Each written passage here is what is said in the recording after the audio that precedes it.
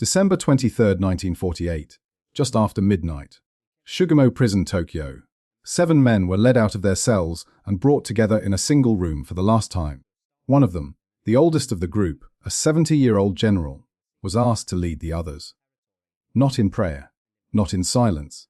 In 3 loud cheers for the emperor, then they were taken, one by one, to the gallows. This was the end of the road for Iwane Matsui, the man who commanded the forces that swept into Nanjing in December 1937, and who, by his own admission, stood by and watched what happened next. The man who told his aide privately that he was lonely, that he could not rejoice, that he felt sorry, and who did nothing effective to stop it anyway. This is his story. Iwane Matsui was born on July 27, 1878, in Nagoya, Japan, the 6th son of an impoverished former samurai. His family had very little money, and from an early age Matsui understood that military service was his most realistic path forward.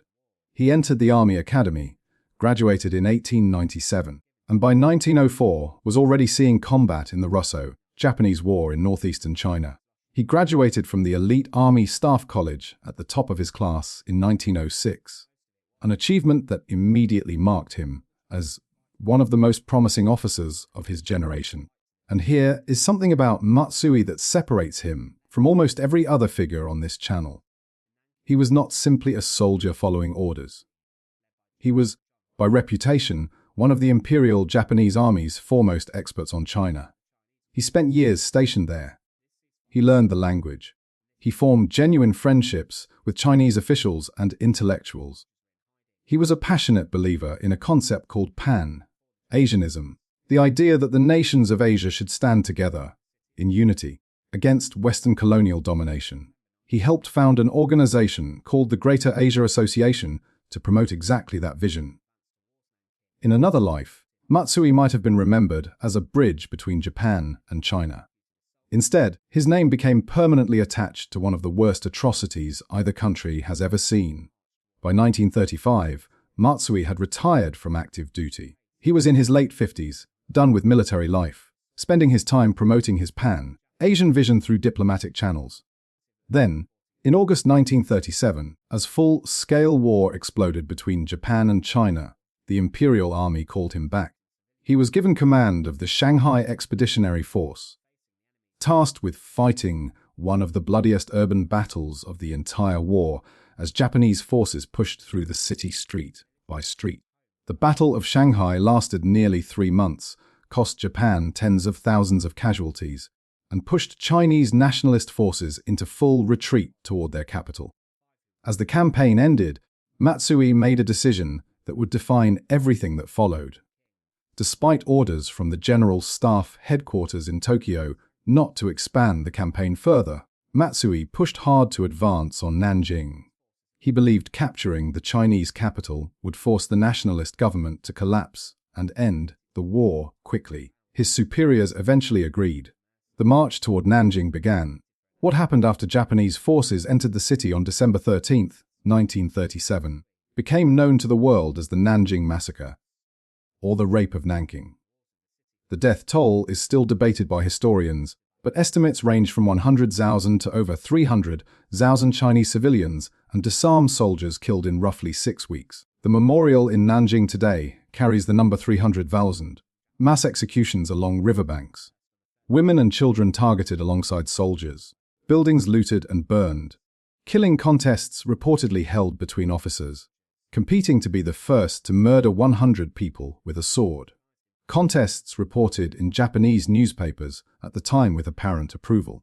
The scale of what happened in those 6 weeks is almost impossible to fully absorb, even now. And here is the part of Matsui's story that makes him uniquely complicated compared to almost anyone else on this channel. He was not in the city when the worst of it began.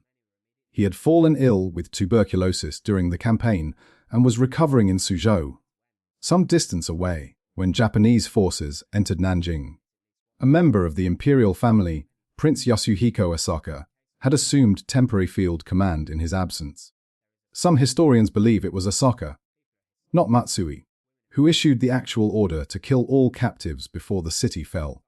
But Asaka was a member of the imperial family. He was never tried. he was granted immunity. And so when the time came for someone to answer for Nanjing, the full weight of what happened there fell on the shoulders of the man who held overall command, Iwane Matsui. And crucially, Matsui knew that is the part his defense could never fully escape. On December 17, 1937, 4 days after the massacre began, Matsui recovered enough to enter Nanjing himself.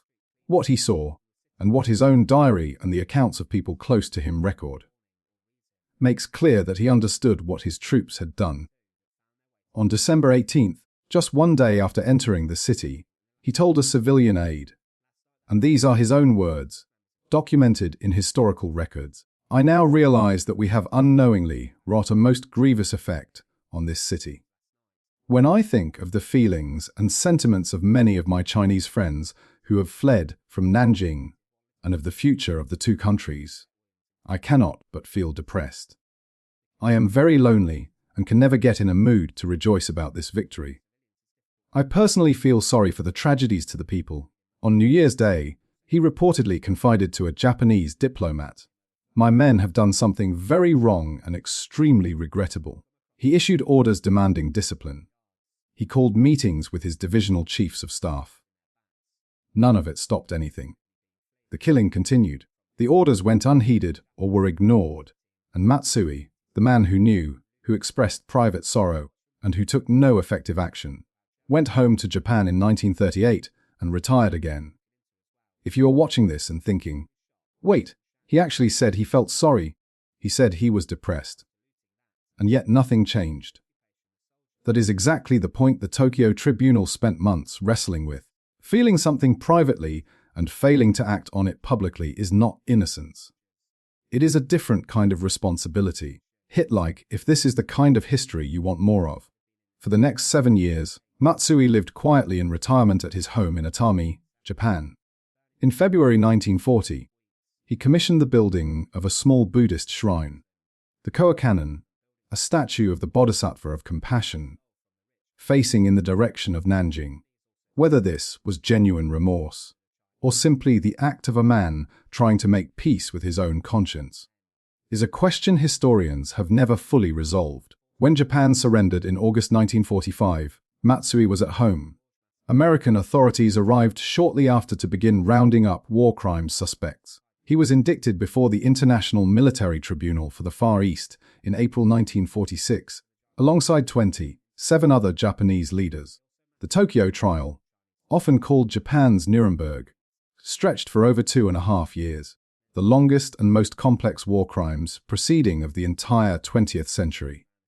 Matsui was charged with 38 separate counts. When the verdict came on November 12, 1948, the tribunal found him not guilty of 37 of them, including all charges related to crimes against peace and conspiracy to wage aggressive war.